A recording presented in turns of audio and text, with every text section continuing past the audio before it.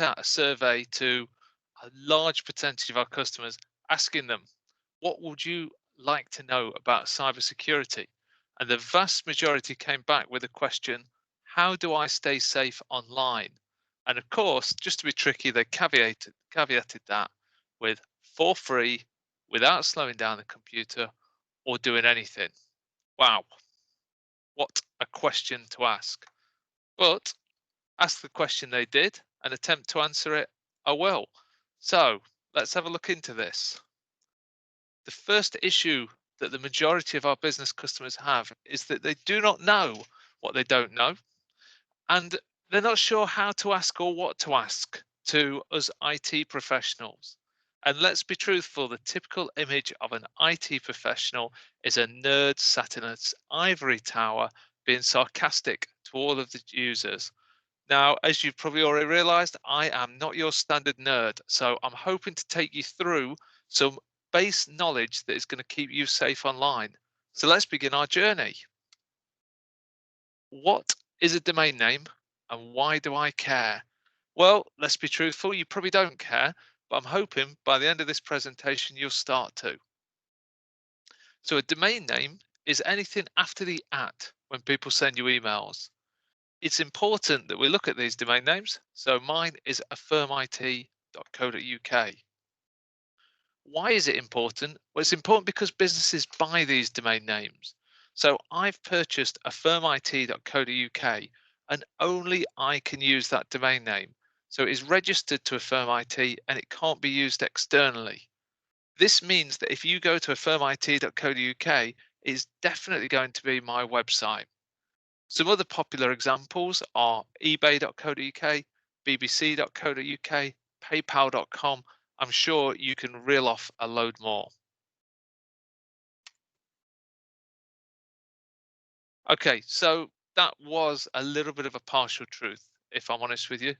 In my view, and this is where some of myself and some of the nerds out there might have some disagreements, the internet is in fact a dot, or at least the root of the internet is a dot.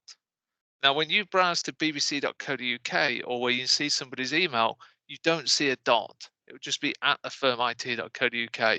But I'd like you to picture that it's actually at .affirmit.co.uk. So instead of my domain name being affirmit.co.uk, I'd like it to be .affirmit.co.uk. It might seem a really minor point, but we'll see how that kicks in a moment. So, next on the agenda, what is a subdomain? And more importantly, why don't you care? You probably don't. So, a subdomain is anything before the domain name. So, you see here, the bit before is www, because remember, it's .affirmit.co.uk we're looking at as the end of the domain name. Okay, so anything before .affirmit.co.uk is perfectly legitimate and it means that it is owned by my company, which is Affirm IT. Yeah. So I've bought affirmit.co.uk. Anything that ends with .affirmit.co.uk is absolutely acceptable. After the domain, it's fine as well, as long as it's got a forward slash. So I'm not sure why my holiday bikini pics have got littered in here. It is a bit of a side hustle that we're looking to do. So if anybody would like to pick up some of my holiday snaps, I can offer them at 50p a piece. Otherwise, you can subscribe for a monthly fee as well. But all joking aside, anything after the forward slash is acceptable. Okay. So how does this get abused? Now, there are a lot of people who attempt to domain squat or attempt to just change things slightly around to fool us. So here we go. We're an IT support company. So you'd think support-affirmit.co.uk could well be legitimate. Certainly looks it. But remember, I own .affirmit.co.uk. And if we look at the end of this, it is not .affirmit.co.uk. Now, this doesn't mean that it's not a genuine domain name. There may well be a support-affirm IT that are a company that start up somewhere else in the UK, and this domain name would be perfectly acceptable for them. So what that means to you is that they may well have the little trusted symbol. They may have the little padlock in the left-hand side showing that this is a valid domain. you may well be able to go out and buy this tomorrow and use it yourself. So it's not that it's an invalid domain, it's just that it isn't owned by ourselves, Affirm IT. Another example, affirmit.tz. I've no ideas where this domain might be based. I think it's maybe Tanzania or something. But again, this isn't an invalid domain. There's nothing wrong with this. There may well be a company in Tanzania called Affirm IT, and this may well be their website. Or it may be somebody looking to fool you into thinking that they are from affirmit.co.uk. So again, they can buy that, they can put a certificate on it, and they can have the little green padlock. So let's have a look then. Would you trust the following? I'm going to give you a few seconds just to make your mind up on this one. So I would trust this one because it ends with .paypal.com and I don't care about what goes on after the forward slash. So that is definitely the big boy PayPal website.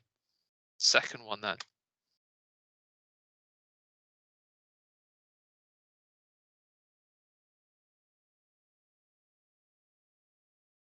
I would not trust this one because I'm not sure who help-paypalservice.tk would be. It certainly doesn't have the paypal.com or the paypal.co.uk that I would expect. If it was service.paypal.co.uk, I'd be more than happy, but not in this case. Okay, keep a point score of how many of these you're getting right if you will do. Let's go for the third one.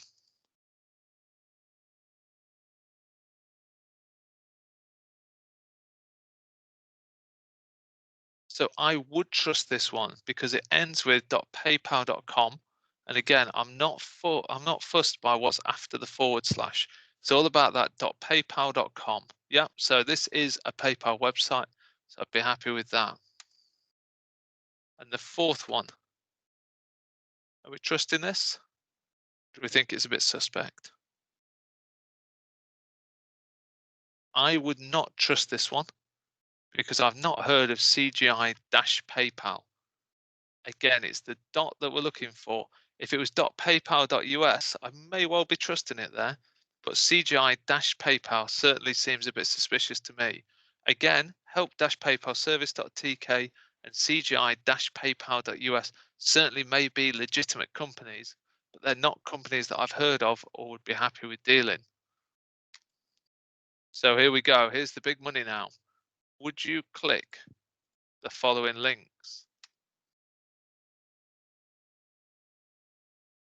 Okay, link number one, keep a score.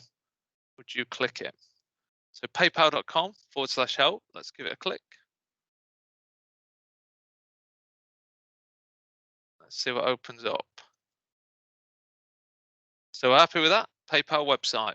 If you said you would click it, give yourself a point. The second one now.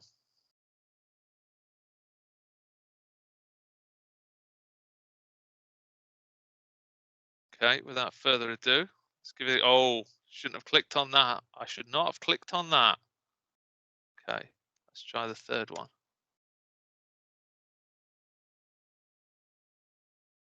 Have to think. Would you click or would you not click? I'm going to give it a click because that's the kind of guy I am. Oh, oh, you should not have clicked on that one. Keep a score. Keep a score at home. The next one. That one looking to you. Let's give it a cheeky click. Let's find out. Oh no, we've been rickrolled.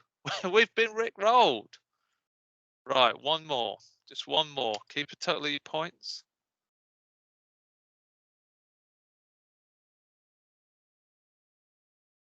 Okay, here we go. We're going for the cheeky click now. Oh, ah, a double rickroll. Absolute heartbreak. Double rickroll.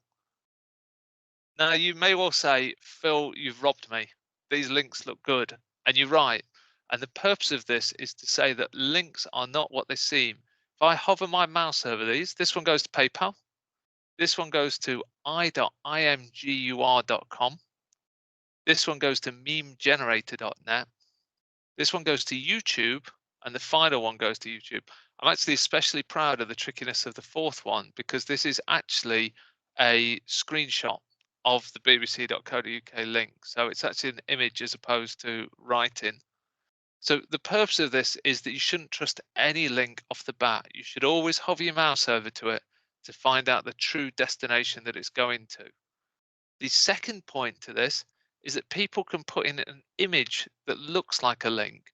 Now, this image could be anything. It might be a Word document, it might be an Excel sheet, and they've just taken a little screenshot of what it looks like, or a little image grab, I should say, and then they're putting it in there with a link behind it. So there can be a lot of danger with links. Make sure you hover your mouse over it.